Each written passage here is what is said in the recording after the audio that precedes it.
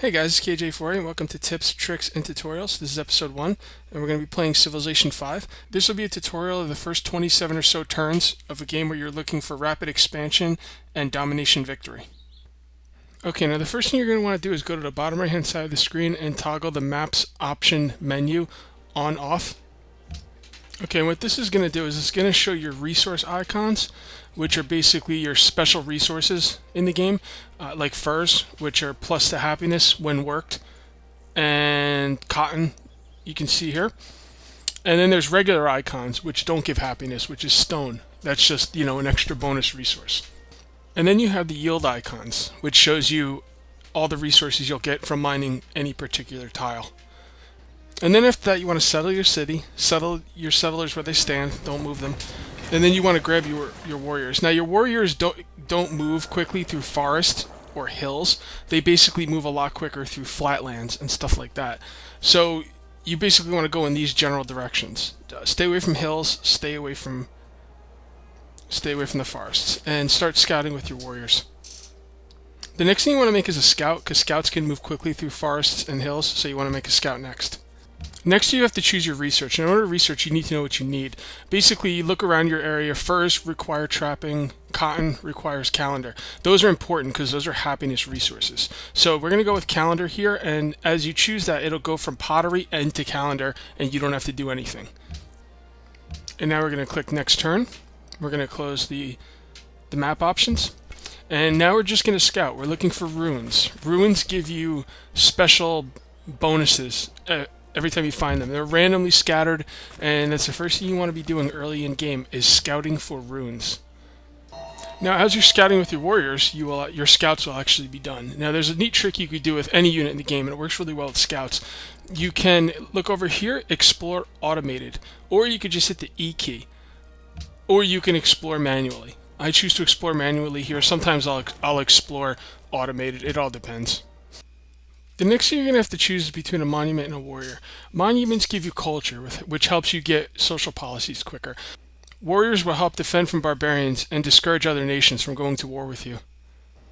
I choose a warrior.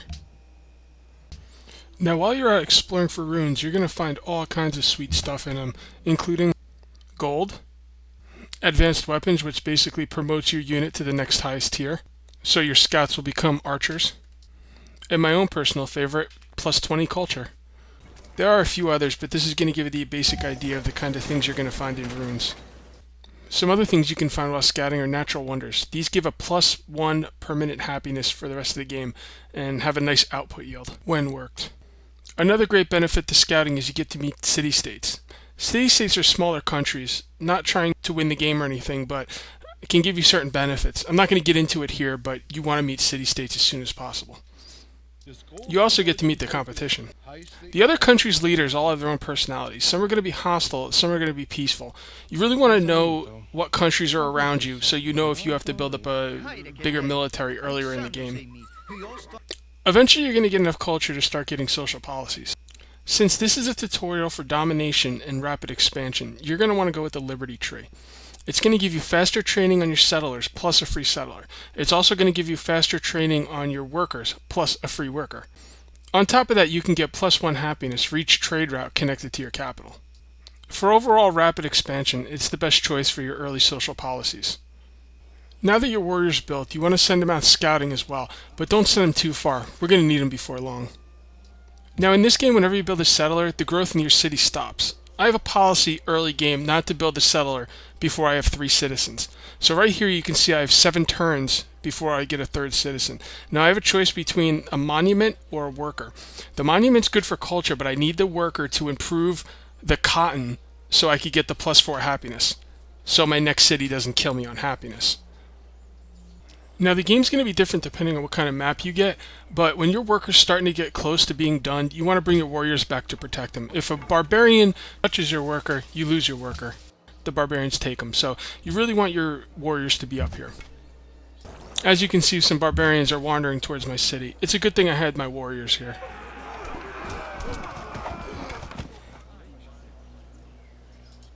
I get my second social policy here, and because I'm in the Liberty tree, I can now get a free settler.